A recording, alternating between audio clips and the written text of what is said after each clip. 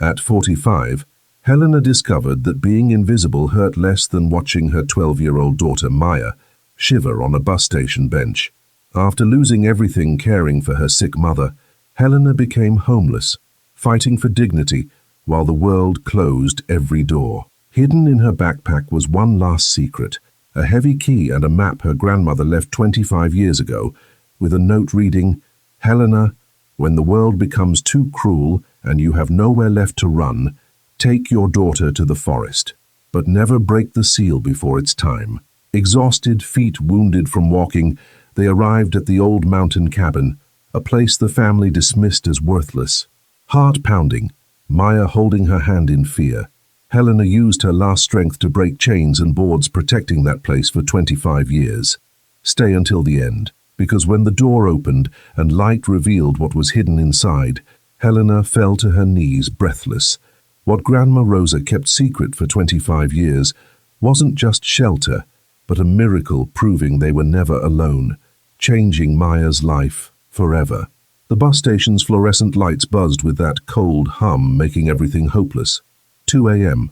Helena sat on hard plastic, arm wrapped protectively around Maya, who tried sleeping, despite cold seeping through thin jackets. Helena's eyes were dry from exhaustion, but sleep wouldn't come. She'd learned not to sleep in public. Someone had to stay alert.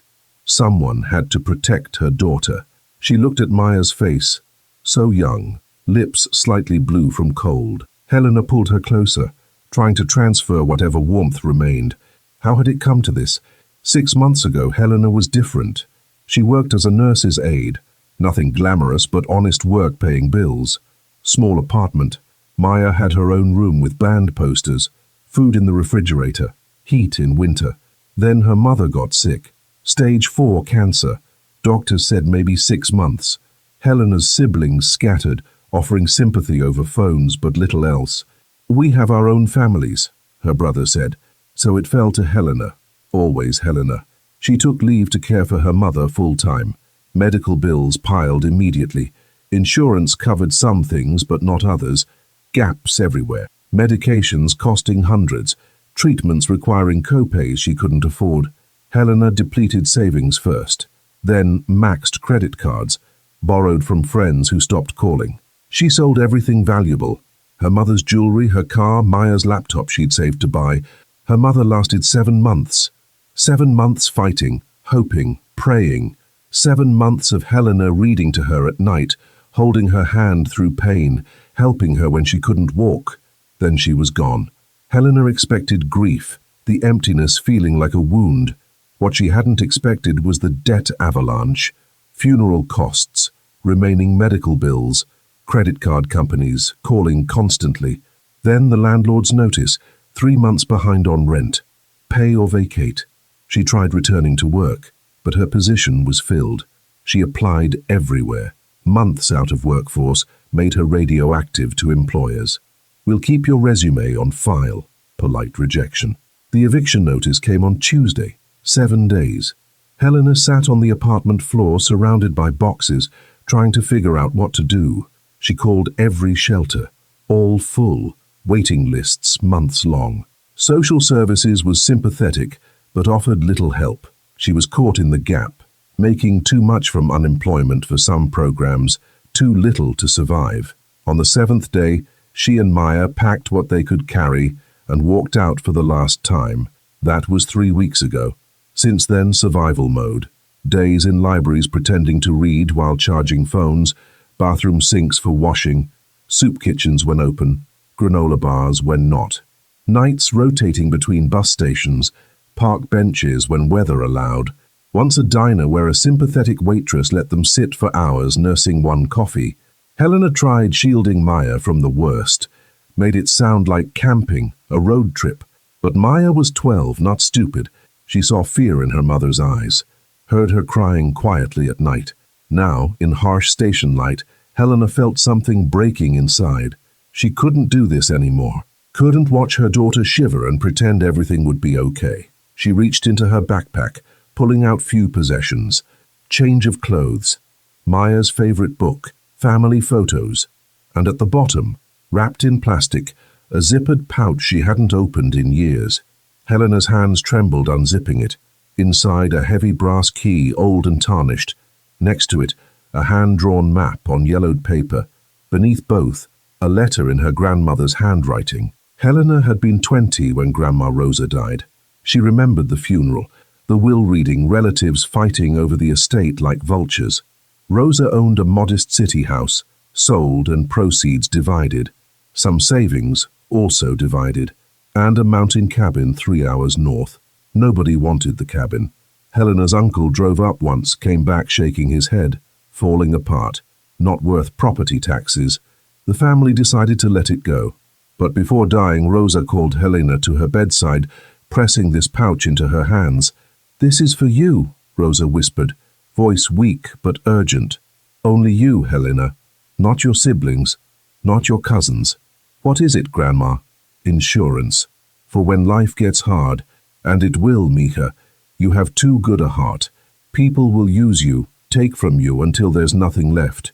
When that day comes, when you have nowhere else to turn, take this key and map. Go to the cabin, but promise me something. Anything, Grandma. Don't open it before you need it. Don't go from curiosity, only when there's no other choice. Understand?" Helena nodded, not understanding but not wanting to upset her dying grandmother. She took the pouch, tucked it away, honestly forgot about it for years, but now sitting in a station at 2 a.m. with her homeless daughter sleeping against her, Helena understood. There was no other choice. She opened the letter Rosa had written. "My dearest Helena, if you're reading this, the world has been cruel to you. Your kindness was exploited, your generosity exhausted. You need help no one else will give. I'm sorry I'm not there to help you myself, but I prepared something for you, something the others don't know about. The cabin isn't what they think. I kept it sealed, kept them out, preserved it for you. When you have nowhere else to go, take your daughter there. The key will open everything. Trust me, Mija. Trust that I loved you enough to plan for this day. The cabin is your sanctuary. Use it. You deserve it. With all my love, Grandma Rosa." Helena read it 3 times, tears streaming. Maya stirred. "Mum," she mumbled. "Are you okay?" Helena wiped her eyes, tried smiling. "Yes, baby. I figured out where we're going next." "Where?" Helena held up the key and map. "We're going to see Grandma Rosa's cabin." Maya looked confused. "The one that's falling apart? Uncle Mike said it was condemned." "Uncle Mike said a lot of things that weren't true," Helena replied, folding the letter carefully. "We're going to trust Grandma Rosa. She said it would be our sanctuary." "What's a sanctuary?" "A safe place, where nothing can hurt us, where we can rest." Maya nodded slowly, scared but hopeful, more hope than Helena had seen in weeks. "How do we get there?" Helena checked the bus schedule. There was a route going north, passing through mountain towns. They'd take 2 buses, probably walk miles from the last stop, but it was possible. "We'll figure it out, we always do." She gathered belongings, offered her hand to Maya. The girl took it without hesitation, trusting completely. Walking toward the ticket counter, Helena felt something she hadn't felt in months. Hope. Fragile, like a candle flame in wind, but there. Helena bought 2 tickets with last cash. Next bus wouldn't leave until 6 4 hours away, but okay. They could wait. As sunrise painted the sky pink and gold outside station windows, Helena held Maya close and whispered a prayer. "Please, please let this be real. Please let there be something there for us. We need a miracle, Grandma. Somewhere, perhaps." Rosa's spirit smiled. The bus ride took most of the day. Helena and Maya sat in back, watching the city give way to suburbs, then farmland, then dense forest as they climbed into mountains. Each mile, the air grew cooler, cleaner. Maya pressed her face against the window, watching trees blur past. So long since they'd left the city. So long since she'd seen anything green and alive. "Mum," she said quietly, "do you think Grandma Rosa's cabin will be okay?" Helena wanted to lie, promise everything would be perfect, but she'd learned false hope was worse than no hope. "I don't know, sweetheart. Your uncle said it was in bad shape, but Grandma Rosa's letter said it was preserved, that she kept it sealed for us. We'll find out. What if there's no electricity or running water? Then we'll figure it out." We're good at figuring things out, aren't we? Maya nodded, unconvinced. The first bus took them to Pine Ridge, a small mountain town. 2-hour layover, so Helena used time buying supplies at a dollar store, flashlight, batteries, 2 water bottles, crackers. Took almost all remaining money, but they'd need these if the cabin was as remote as the map suggested. The second bus was smaller, more like a shuttle making stops along the mountain highway. Helena watched the map carefully, tracking progress. According to Rosa's directions, they needed off at mile marker 37, where an old logging road intersected the highway. When they reached the spot, Helena rang the bell, gathered bags. The driver looked concerned. "You sure you want off here, ma'am? Ain't nothing out here but trees." "We're meeting family," Helena lied smoothly. "They're picking us up." The driver didn't look convinced, but opened the door. Helena and Maya stepped out into cool mountain air, and the bus drove away, leaving them standing on a lonely highway with nothing but forest. Maya looked around nervously. "Mom, there's nobody here." "I know, baby. We have to walk from here." Helena pulled out the map, oriented herself. According to directions, they needed to follow the old logging road approximately 3 miles into forest. The cabin would be at the road's end, in a clearing near a creek. 3 miles didn't sound like much, but the logging road was overgrown, difficult.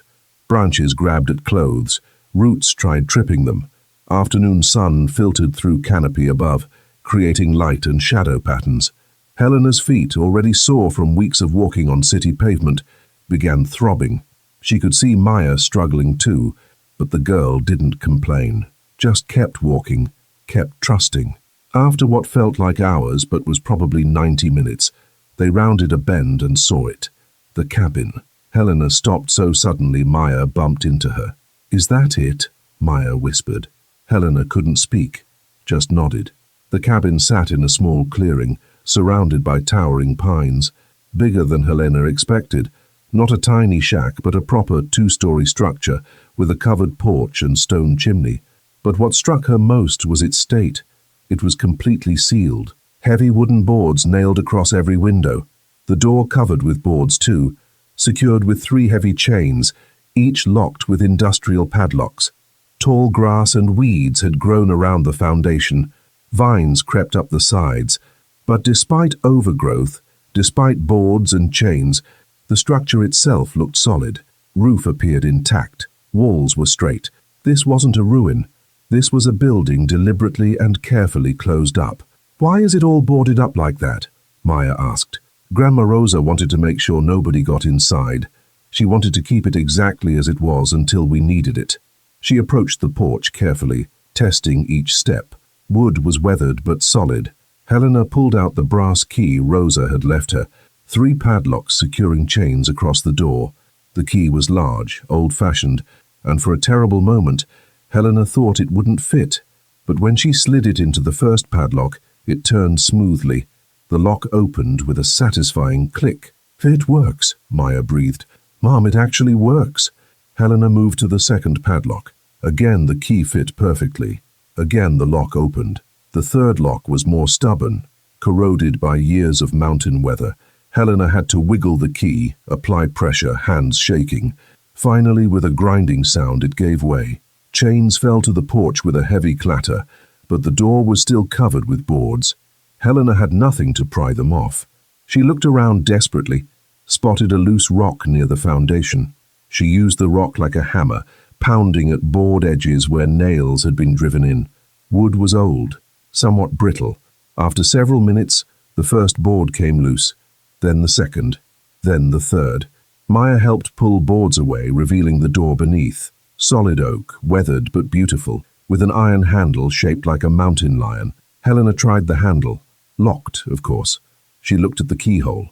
Old-fashioned, much larger than modern locks. She tried the brass key, it fit. She turned it slowly, feeling internal mechanisms moving after 25 years. Resistance, then a heavy thunk as the bolt slid back. Helena looked at Maya. The girl's eyes were wide with mixed fear and excitement. "Ready?" Helena asked. Maya nodded. Helena pushed the door open. Hinges creaked, a long, low sound echoing into darkness beyond. Stale air rushed out, smelling of dust and age, but not decay, not rot. Just time.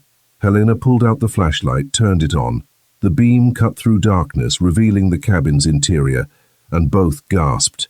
The journey to reach the cabin had been more than physical distance. It was crossing from one life to another, from desperation to possibility. As Helena and Maya stood in the doorway, taking their first look inside the cabin sealed for 25 years, they both understood they'd reached a threshold in more ways than one. But before they could fully enter, before claiming this sanctuary Rosa prepared, there was still work to be done. The front door was open, but windows remained boarded. The cabin was dark inside, and though air wasn't foul, it was thick with mustiness. "Wait here just a minute, baby," Helena told Maya, setting bags on the porch. "Let me make sure it's safe inside." She stepped through the doorway, sweeping flashlight around the interior. The light revealed a large open space serving as both living room and kitchen. Furniture, couch, chairs, dining table, all covered with white sheets turned grey with dust. The kitchen had an old cast-iron stove, wooden counters, open shelving still holding dishes and glasses. Everything was intact, untouched, preserved. Helena's eyes filled with tears. Rosa had done exactly what her letter promised. She'd sealed this place tight, keeping it frozen in time, waiting for the day Helena would need it most. "Is it okay?" Maya called from the doorway, voice small and uncertain. "It's more than okay. Come in, sweetheart. Come see." Maya stepped inside cautiously, eyes adjusting to dim light. Helena handed her the flashlight so she could explore, while Helena went back outside to tackle the boarded windows. Using the same rock from the door, Helena began working on window boards. Hard, tedious work. Her hands were already blistered, and each blow sent vibrations up her arms. But she kept going, driven by need to let light into this space. As she worked, she thought about all the steps leading her here, the sacrifices caring for her mother, watching her own life unravel, the humiliation of losing her home, becoming invisible, the fear gripping her every night, always protecting Maya. Each board that came free felt like shedding a piece of that burden. The sun was starting to set by the time she finished with front windows. Golden light streamed into the cabin, illuminating dust motes dancing in air. Helena went inside to see the transformation. With light flooding in, the cabin looked entirely different. The furniture, once sheets were pulled away, was well made and sturdy.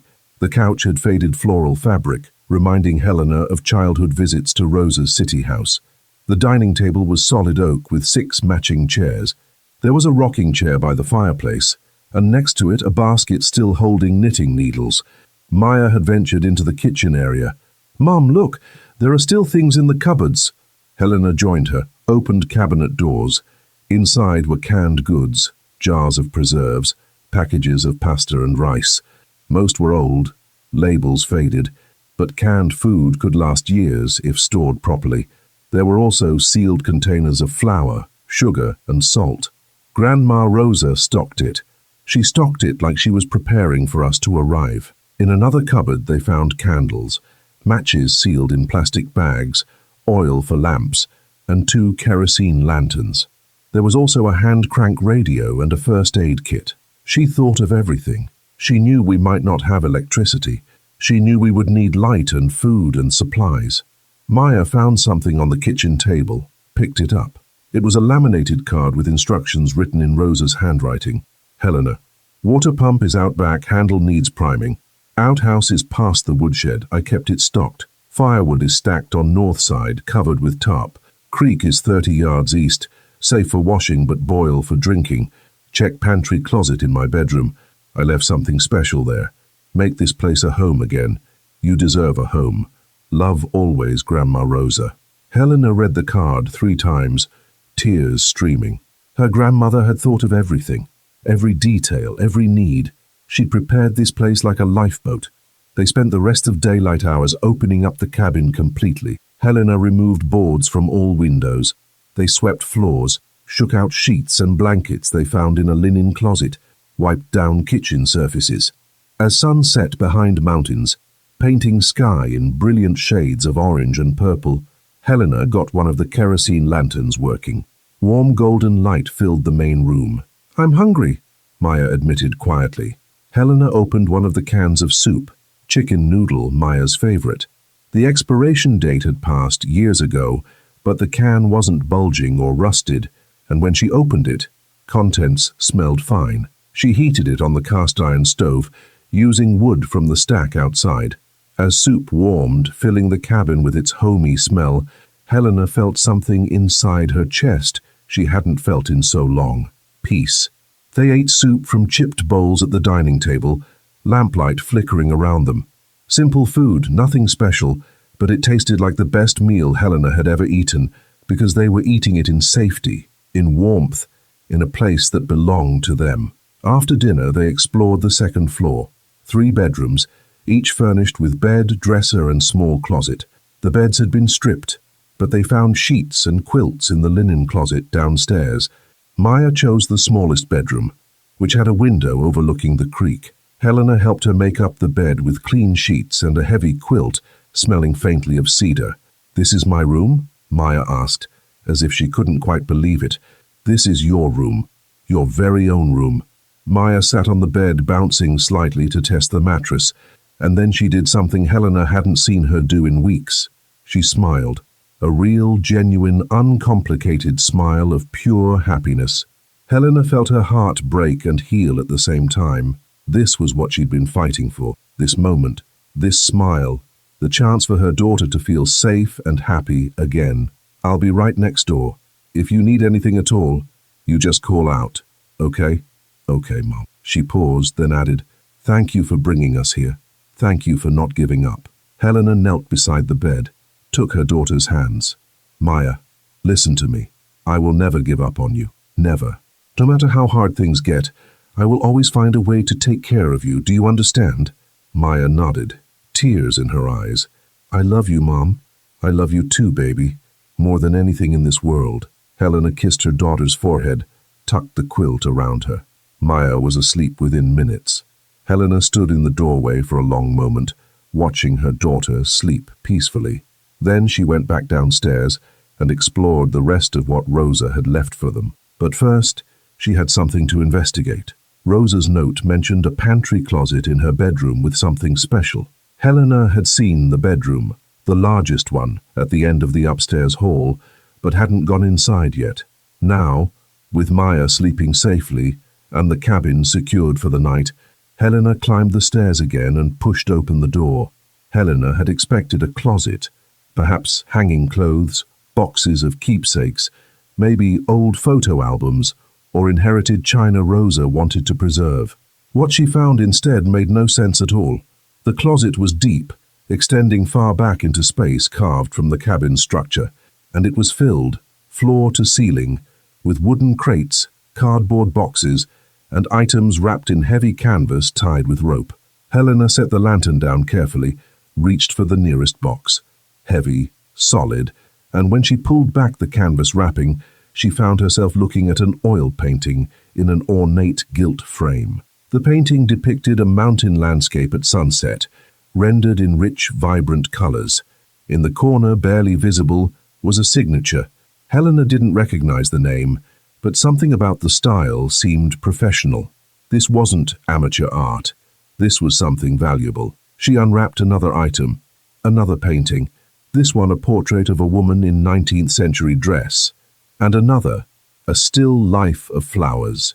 There were at least a dozen paintings, each wrapped carefully, each preserved perfectly, but there was more. In wooden crates, Helena found carefully packed porcelain figurines, silver tea sets, antique jewelry boxes, and books, old books with leather bindings and gold leaf. There were coins in velvet-lined cases, stamps in albums, and collections of things Helena didn't even have names for. One box contained nothing but documents, deeds, certificates, papers with official seals. Helena's mind was reeling too much to read carefully, but she caught fragments: property rights, land grant, mineral rights, trust fund. At the very back of the closet, she found a metal strongbox. It too had a lock, and there was a small silver key in a wooden box on the dresser. Helena tried it. It worked. Inside were bundles of papers wrapped in plastic, and on top of them, an envelope with Helena's name. Helena sat back on her heels, surrounded by contents of the secret closet, trying to make sense of what she was seeing. Her hands shook as she opened the envelope. The letter inside was written on several pages. "My dearest Helena, if you found this room, it means you survived. It means you made it here despite everything. I'm so proud of you, Mija. You're probably confused looking at all these things. Let me explain. These items belong to my mother, your great-grandmother Eleanor, and her mother before her. They came from the old country, from a time when our family had wealth. When my parents came to America, they brought these things, their inheritance, their insurance. But America was not kind to immigrants. My parents lost everything trying to establish themselves here, everything except these items, which they hid away. When I inherited them, I could have sold them. They're worth considerable amount. The paintings alone would fetch thousands, maybe tens of thousands. The land deeds are for property that has appreciated enormously. The trust fund, which I established years ago, has been growing with compound interest for decades. But I didn't sell them, because I saw what was coming. I saw my own children growing up selfish and greedy. I saw them looking at you, sweet Helena with your generous heart, and I knew they would exploit that kindness. I knew they would take from you until there was nothing left. So I hid it all. I told everyone the cabin was worthless. I kept it sealed, paying taxes from my secret account. And I waited, knowing that someday you would need it. Everything in this closet is yours now, Helena. The paintings can be sold. The documents represent land ownership. The trust fund is in your name now. When you contact the bank listed in the documents, they will help you access it. But more than the money, this cabin is yours. It's paid for, the deed is in your name, and no one can ever take it from you. This is your home. This is your security. This is my gift to you.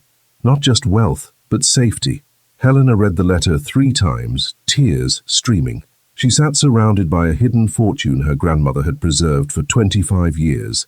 When she finally composed herself, she went to check on Maya, needed to see her daughter's face. She pushed open Maya's door quietly. The girl was fast asleep, curled under the quilt, face peaceful in moonlight. Helena noticed something on the nightstand, a small porcelain doll, old-fashioned with painted face, dressed in lace. Maya must have found it before bed. Helena picked up the doll carefully. On the bottom of its dress, embroidered in tiny letters, was a name, Rosa. Helena's breath caught. This had been her grandmother's doll, and somehow Maya had found it, had claimed it, had taken it to bed like a talisman. Helena set it back gently. She wouldn't mention it yet. Let her daughter have this comfort, this connection to a great-grandmother she'd never met, but who had saved them both. Helena woke to birdsong outside her window and the gentle rush of the creek. For a moment she didn't remember where she was. Then it all came flooding back. The cabin, Rosa's letter, the hidden inheritance. She sat up quickly. But no, she was really here in her grandmother's cabin. With morning sunlight streaming through windows, she herself had unboarded. She heard movement downstairs, got up quickly. But when she reached the stairs, she found Maya in the kitchen, attempting to make breakfast. "I found oatmeal in the pantry," Maya said, looking up with a smile, "and there's honey that's still good. I was trying to figure out the stove, but I think I need help." Helena's heart swelled. Her daughter was smiling, was trying to do something normal. These small acts felt like miracles. "Let me show you," Helena said, moving to the stove. "We need to build a fire first." Together they figured out the stove, got the fire going, soon had a pot of oatmeal cooking. They ate it with honey and canned peaches sitting at the dining table. "Mom," Maya said between bites, "this place is amazing. It's like Grandma Rosa knew exactly what we would need." She did. She knew me better than I knew myself. After breakfast, Helena made a decision. She needed to explore more thoroughly, understand what resources they had, and most importantly, examine all documents in Rosa's hidden closet.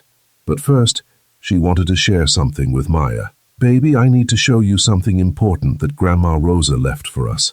She led Maya upstairs to Rosa's bedroom, through to the pantry closet that held the hidden fortune. Maya's eyes went wide, taking in the paintings, the boxes, the carefully preserved treasures. "What is all this?" "This is our family's history. These things belong to your great-great-grandmother. Grandma Rosa kept them hidden. kept them safe, so that when we needed help, we would have it. She showed Maya some of the paintings. She showed her the jewelry boxes, the silver tea sets. "Are we rich now?" Maya asked, voice small and uncertain. "I don't know exactly what it all means yet. But yes, I think Grandma Rosa left us enough to be okay. More than okay. We're not going to be homeless anymore, Maya. We're going to be fine." Maya hugged her mother tightly. They stood there among the treasures, just holding each other. After they pulled apart, Maya noticed something Helena had overlooked. At the very back of the closet, partially hidden behind wrapped paintings, there was another door. "Mum, what's that?" Maya pointed. Helena pushed aside some boxes to get a better look. It was indeed another door, smaller than the main closet entrance, with a different kind of lock, more modern, more secure. "I don't know." Helena tried the silver key that had opened the closet, but it didn't fit this lock. This was different, a combination lock, like a safe. "Did Grandma Rosa say anything about this in her letters?" Maya asked. Helena thought back. Rosa had mentioned the pantry closet, but said nothing about a second door. No combination provided. No. She didn't say anything about this. Maybe it's empty. Maybe it's just storage. But Helena didn't think so. If Rosa had put a combination lock on it, separate from everything else, it meant something inside required extra security. Helena spent hours examining everything more carefully. She found documents showing Rosa had established a trust fund decades ago, property deeds for several parcels, stock certificates.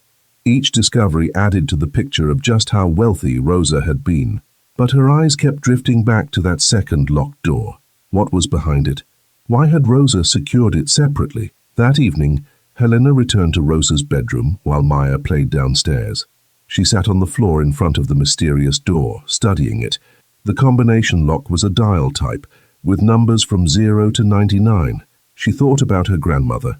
Rosa had been methodical, careful. She wouldn't have locked something without leaving a way for Helena to access it. Helena went through the strongbox again. Nothing mentioned a combination. She checked dresser drawers, the wardrobe under the bed. Nothing. Then she remembered the wooden box on the nightstand, the one that had held the silver key. She picked it up, examined it in light. It was beautifully carved with flowers and vines. She ran her fingers over the carvings, and then she noticed something. On the bottom of the box, carved so finely they were almost invisible, were numbers. 5 to 12 to 73. Helena's heart began to pound. December 25th, 1973. That was the date Rosa had died. With trembling hands, Helena returned to the locked door. She turned the dial carefully. 25. Click. 12. Click. 73. Click. She pulled the handle. The door opened. Beyond the door was not just a closet, but a small room, perhaps 6 by 8 feet, with shelves lining the walls, and on those shelves were things that made Helena's breath catch. This wasn't storage. This was a vault, a repository of the most valuable items Rosa had possessed.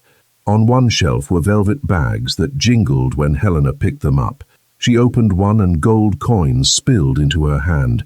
Not regular currency, but collectible coins, each in protective plastic, stamped with dates from different countries and eras.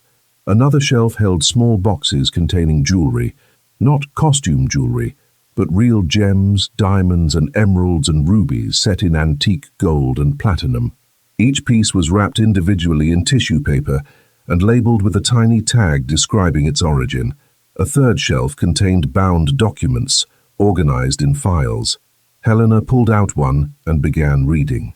It was a trust fund statement, but the numbers made her gasp. The balance was not in thousands or even tens of thousands, it was in hundreds of thousands. Rosa had built a fortune in secret, had preserved and protected it through careful investment, all to ensure Helena would be taken care of when catastrophe came.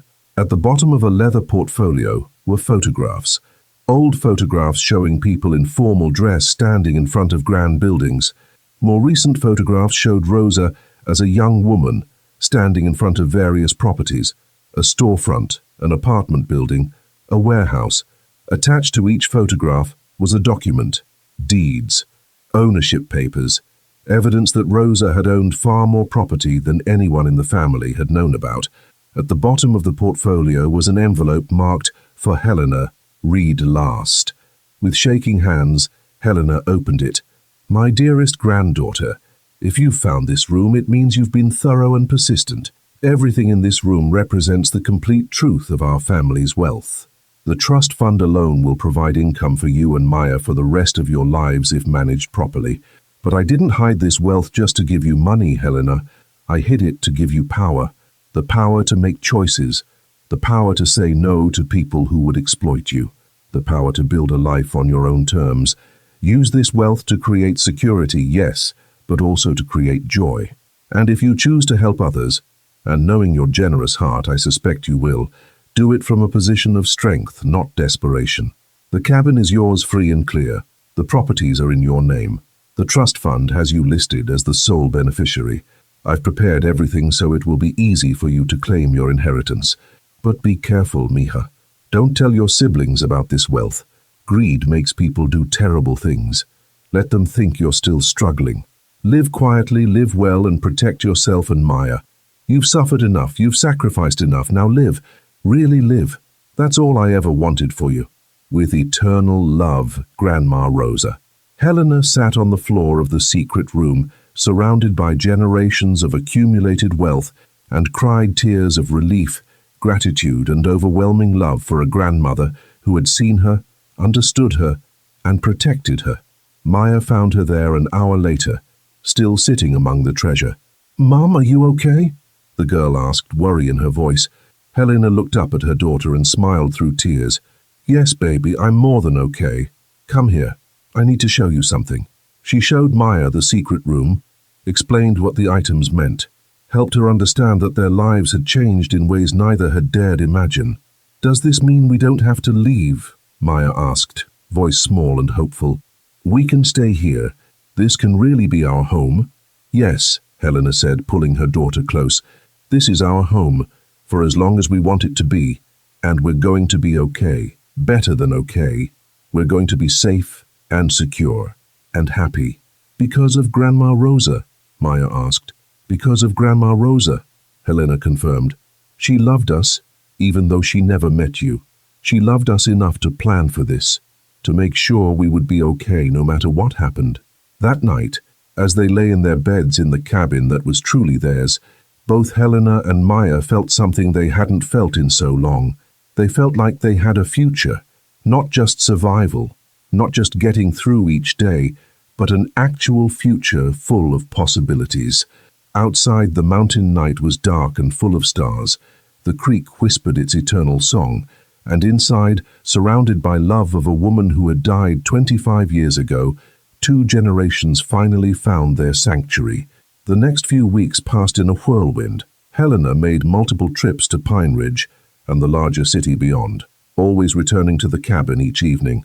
She met with lawyers, signed documents, had her identity verified, and slowly claimed every piece of the inheritance Rosa had left. The trust fund was transferred into Helena's name. The checking account followed. Property deeds were updated. The lawyer worked tirelessly to push everything through. Helena hired an art appraiser who made a special trip to the cabin. When he delivered his assessment 2 weeks later, Helena was shocked. "Miss Castellano, the collection your grandmother preserved is worth between $200,000 and $300,000, possibly more at auction." The jewelry was similarly appraised. The gold coins were authenticated. Each assessment added to the picture of just how wealthy Rosa had been. During this time, Helena told no one, not her siblings, not her cousins. As far as anyone knew, she had simply moved away with Maya. She used money from the checking account to stock the cabin properly. She bought a generator for electricity. She hired a local handyman to help repair the roof and install a proper bathroom with running water. She bought clothes for Maya, warm clothes suitable for mountain living. She bought books and art supplies.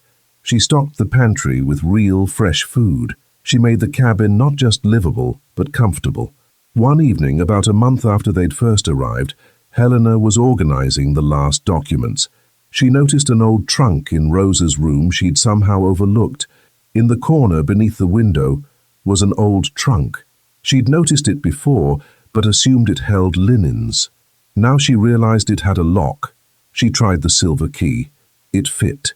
The lid lifted with a creak. Inside were more letters, dozens of them, bundled together, organized by date. And on top was a large envelope with Helena's name. Helena opened it with trembling hands. "My dearest Helena, if you found this trunk, it means you've settled into the cabin, claimed your inheritance, and begun building your new life. I hope by now you understand how much I loved you. But I need to tell you more. I need to tell you why I did this, why I chose you and only you to receive this inheritance. When I was young, I was like you. I had a good heart. I helped everyone, and I sacrificed my own needs for others. I married young, gave birth to your mother and her siblings. I thought I was doing everything right, but my children grew up selfish. They learned from their father, who was greedy. They learned to take without giving. I watched them become people I didn't particularly like. When your mother had you, I saw something different from the start. You were sensitive, empathetic, always thinking of others. I recognized the danger in that. I had been that way once, and I had been hurt by it. But I didn't want you to become hard and bitter like I had. I wanted you to keep your beautiful, generous heart. So I decided to give you something that would protect you while allowing you to remain kind. Financial security. These letters in the trunk are from your great-grandmother. She wrote them over years, telling me about our family history, about wealth brought from the old country, about struggles of being immigrants. She made me promise to preserve what we had, to pass it on to whoever would honor the sacrifice that went into creating it. I watched, and I chose you. Helena read the letter 3 times. Then she looked into the trunk. She removed bundled letters, setting them aside. At the bottom, she found a false bottom that lifted out easily. Beneath it was a small wooden box, intricately carved, clearly very old. Helena lifted it out gently. Inside the box, nestled in faded velvet, was a necklace. Stunning, a pendant of worked silver with a large sapphire at center, surrounded by smaller diamonds. The craftsmanship was exquisite. There was a note tucked beside the necklace, written in Spanish. Helena's Spanish was rusty, but she could make out the gist. This belonged to my mother and her mother before her. It represents our family's pride, our dignity, our refusal to be broken. Wear it, knowing you carry the strength of generations of strong women. Helena lifted the necklace, clasped it around her neck. The pendant lay cold against her skin, but as she wore it, it seemed to warm. She looked at herself in the mirror. She saw a woman worn by hardship, but not broken. She saw a woman who had survived, who had protected her daughter, who had earned every bit of the fortune that was now hers. Thank you for seeing me. Thank you for believing in me. Thank you for this miracle. 3 months after Helena and Maya first arrived, the transformation was complete. The cabin now had electricity from solar panels. The well provided clean water piped into a proper bathroom. The kitchen had a refrigerator alongside the original wood stove. Maya had her own room, painted soft blue with shelves full of books and a desk for schoolwork. Helena had enrolled her in Pine Ridge's local school. Though Maya had been nervous, she'd quickly made friends. The legal proceedings had finalized. The trust fund was producing monthly interest, more than enough to live on. The property deeds had been transferred. The cabin and its surrounding 30 acres were registered in Helena's name. Helena had sold one smaller parcel, bringing in an additional $100,000 for Maya's college fund and emergency savings. The art collection had been catalogued but not sold. Helena kept most pieces. A few she donated to the local museum. What amazed Helena most was how quickly their lives had stabilized. In less than 3 months they'd gone from homeless to secure. But healing would take time. They both still had nightmares sometimes. They both still flinched at sirens. They both still hoarded food. Healing would take years, but at least now they had security to heal properly. On a Saturday morning in early spring, exactly 4 months after they'd first arrived, Helena and Maya stood on the front porch looking out at their land. Snow had melted. First green shoots were pushing through earth. The creek ran high with snowmelt. "Mum, can I ask you something?" "Of course, baby. Anything. Why us? Why did Grandma Rosa choose to help us?" "Because she saw something in me she recognized. She saw someone who would use this gift to build something good." She saw I had a generous heart, and instead of letting the world punish me for that, she wanted to protect me. That afternoon, Helena made a decision. She called her lawyer and explained what she wanted to do. She wanted to set up a charitable fund to help single mothers in crisis. I want to call it the Rosa Castellano Foundation, in honor of my grandmother, and I want to fund it with income from the trust fund, maybe $100,000 a year. They worked out the details. The foundation would provide emergency grants to women in situations similar to Helena's. Women who had exhausted resources caring for others. Women facing eviction. Helena told Maya about the foundation over dinner. I want to help people who are in the situation we were in. People who are good and kind, and because of that, they've been taken advantage of. That's good, Mom. That's what Grandma Rosa would want. I think so, too. As spring turned to summer, the cabin transformed. Helena created gardens with vegetables, herbs, and flowers that attracted butterflies. She made it not just a house, but a home full of life. Maya thrived. Honor roll, volleyball team, real friends. Helena watched her daughter bloom and felt her heart heal. One evening in late summer, the bank manager called. There's a developer interested in buying land in your area. Property values are about to increase significantly. Thank you for letting me know, but I'm not interested in selling. This is my home. After hanging up, Helena went outside to sit on the porch in the rocking chair that had been Rosa's. Sun was setting, painting the sky in brilliant shades. Maya came out, sitting on the steps. What are you thinking about, Mum? I'm thinking about how different our lives are now. I'm thinking about how close we came to losing everything, and how Grandma Rosa saved us, even though she died 25 years before we needed her. I wish I could have met her. Me too, baby. But in a way we know her, through this cabin, through the letters, through the care she put into preparing for us. As stars began appearing, Helena felt profound peace. She thought about the journey, the pain, the loss, the fear, and what they'd found at the end. Safety, security, home. Maya, I want you to remember something important. What, Mom? When you grow up, I want you to remember where we came from. I want you to remember what it feels like to have nothing. And I want you to help people who are in that position, the way Grandma Rosa helped us. I will. When I'm grown up, I want to help people too. You can be anything you want. That's the gift Grandma Rosa gave us. Not just money, but choices. They sat together as night fell. Inside, lamps glowed. The garden showed first signs of vegetables. The creek sang its song. Helena whispered into darkness. Thank you, Grandma Rosa. Thank you for seeing us. Thank you for saving us. Thank you for giving us a home. The cabin stood as it had for generations, a sanctuary in the mountains. It had weathered storms and seasons, sheltering those who needed shelter. And now, with Helena and Maya living within its walls, the cabin's story continued. A new chapter in a long history of strong women who survived, who preserved, who protected what mattered most. Lights burned warm in windows. Smoke rose from the chimney. Inside, a mother and daughter built a life together, surrounded by love of a grandmother who had prepared a miracle and left it waiting. This was home. This was sanctuary. This was legacy.